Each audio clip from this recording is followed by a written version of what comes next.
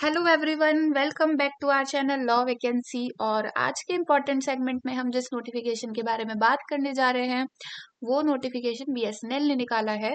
और बीएसएनएल जिसे कि भारत संचार निगम लिमिटेड के नाम से हम लोग जानते हैं, जो कि गवर्नमेंट ऑफ इंडिया के अंडर में एक एंटरप्राइजेज है, गवर्नमेंट ऑफ इंडिया के अंडर में आता है।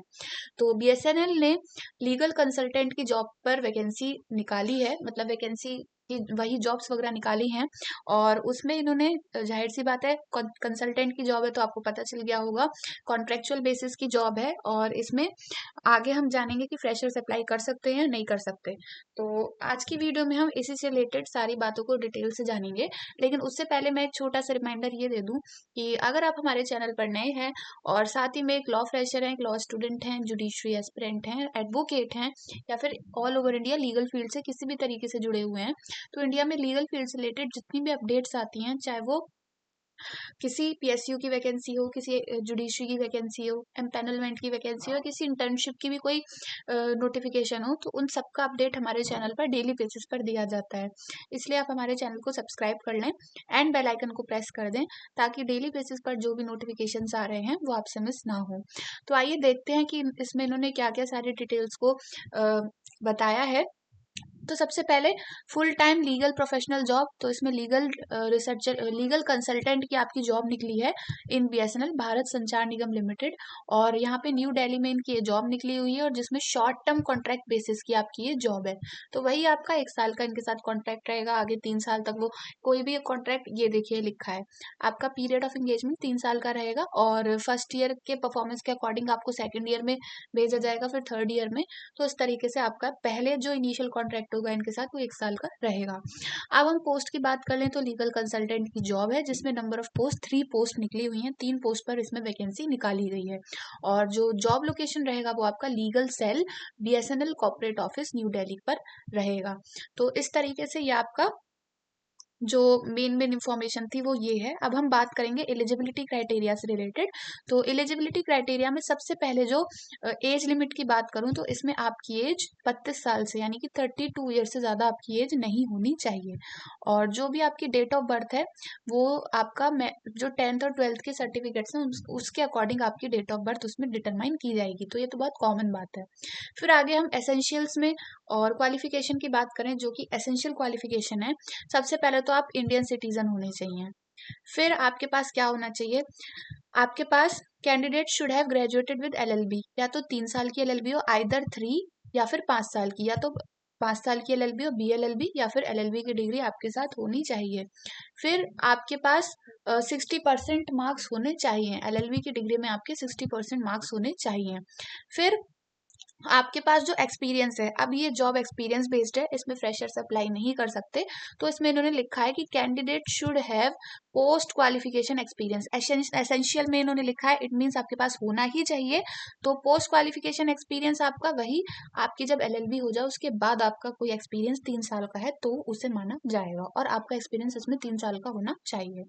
अब डिजायरेबल पढ़ लेते हैं कि डिजायरेबल समझते हैं आपके पास क्या क्या होना, मतलब है तो भी अप्लाई कर सकते हैं, नहीं भी है तो भी अप्लाई कर सकते हैं। तो जो एडवांटेज उन लोगों को दी जाएगी जिसने 5 ईयर एलएलबी किया है या फिर एलएलबी किया है नेशनल लॉ यूनिवर्सिटी से। तो जिसने लॉ नेशनल लॉ यूनिवर्सिटी से किया उसे प्रेफरेंस थोड़ी सी ज्यादा दी जाएगी। और अगर आपने क्लैट पीजी दिया है और उसमें आपके स्कोर्स अच्छे हैं तो उनको प्रेफरेंस दी जाएगी। मतलब अगर है तो ठीक है, नहीं है तो भी ठीक है, आप इसमें अप्लाई कर सकते हो। अब एक्सपीरियंस इन्होंने बोला है कि आपका एक्सपीरियंस या तो किसी सेंट्रल गवर्नमेंट के लीगल डिवीजन में होना चाहिए, पीएसयू में, स्टेट गवर्नमेंट में, या फिर रजिस्टर कंपनी में, लॉ फर्म में, और किसी भी एडवोकेट्स और सॉलिसिटर के अंडर जो जो कि 20 साल से ज्यादा से प्रैक्टिस कर रहे हैं। आपको इन डेप्थ नॉलेज होनी चाहिए कॉर्पोरेट की, कमर्शियल लेजिस्लेशन की, कंपनी लॉ की, कंज्यूमर प्रोटेक्शन एक्ट की, सिक्योरिटी लॉज की, आईपीआर की, साइबर लॉज वगैरह की, आपको इन डेप्थ नॉलेज होनी चाहिए। और इसमें आपके पास गुड एक्सपोजर होना चाहिए, आपके पास कैपेबिलिटी होनी चाहिए, आपका एनालिटिकल पावर बहुत अच्छा होना चाहिए, और क्रिटिकल थिंकिंग वगैरह जो आपको एक एज अ लीगल आप प्रोफेशनल डेवलप करते हो, तो उस तरीके से आपकी इसमें सारी चीजें होनी चाहिए। अब इसमें आपका रेन्यूमरेशन की बात करूं मैं, तो आपका इसमें जो सैलरी रहने वाली है पर मंथ वो 75,000 आपकी सैलरी रहेगी। और आपका इसमें 5% का इंक्रीमेंट लगेगा हर साल। जैसे अगर 75,000 सैलरी पहले साल है, तो अगर दूसरे साल आपका इसमें फिर से आप आगे जाते हो तो आपको 5% इंक्रीमेंट लग के मिलेगा। अब उसके बाद अगर मैं रोल्स एंड रिस्पॉन्सिबिलिटीज की बात करूँ, तो आपको क्या करना है, वहां पे जाके जितने भी इश्यूज रिलेटेड हैं बीएसएनएल से, like arbitration, commercial contract, tenders, taxation, company law और एनसीएलटी से रिलेटेड, ये जितने भी मैटर्स हैं आपको जाके वहां पे एडवाइस करना है, वहां पे सॉल्व करना है।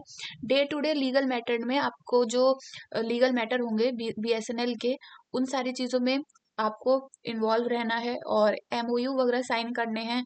आपको रिट पिटीशन वगैरह और पिटीशन की रिव्यू पिटीशंस, एसएलपी वगैरह सब कुछ एफिडेविट्स बनाने हैं। फिर आपका इसमें जिस पूरा अगर मैं शॉर्ट में बताऊं तो आपको एड एंड एडवाइस करना है बीएसएनएल को।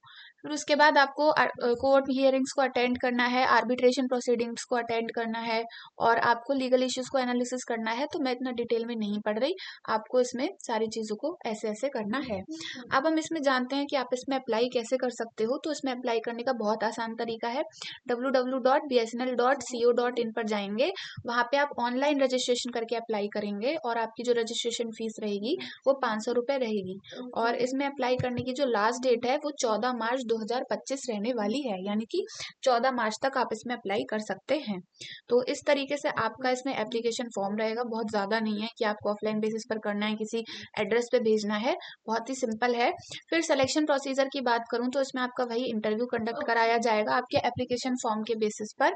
और फिर उसके बाद आपका इसमें अगर जनरल टर्म्स एंड कंडीशंस की बात करूं तो वही आपका इसमें अ, एक 3 साल का आपका वही कॉन्ट्रैक्ट रहेगा। उसके बाद कोई भी डिस्प्यूट होता है तो आपको इसमें सारी चीजों को देखना पड़ेगा। और अगर आप इनके साथ लीगल कंसल्टेंट एज अ काम कर रहे हैं तो आप कहीं और इन्वॉल्व नहीं हो सकते। तो यही सारी जनरल कंडीशंस हैं।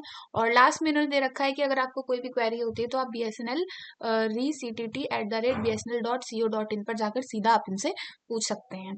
तो इस तरीके से यही थी सारी इन्फॉर्मेशन इस नोटिफिकेशन से रिलेटेड। और अगर आप इस नोटिफिकेशन को डिटेल से पढ़ना चाहते हैं या फिर इससे रिलेटेड कोई भी क्वेरी है तो आप इनके ईमेल पे भी पूछ सकते हैं और साथ में टेलीग्राम चैनल पर भी पूछ सकते हैं। हमारे टेलीग्राम चैनल का लिंक आपको वीडियो के डिस्क्रिप्शन बॉक्स में दे दिया जाएगा। And all over India legal field से रिलेटेड जितनी भी वैकेंसीज होती हैं उन सबको डेली बेसिस पर जानने के लिए आप हमारे चैनल को सब्सक्राइब कर लें एंड बेल आइकन को प्रेस कर दें, ताकि डेली बेसिस पर जो भी नोटिफिकेशन आ रहे हैं वो आपसे मिस ना हो।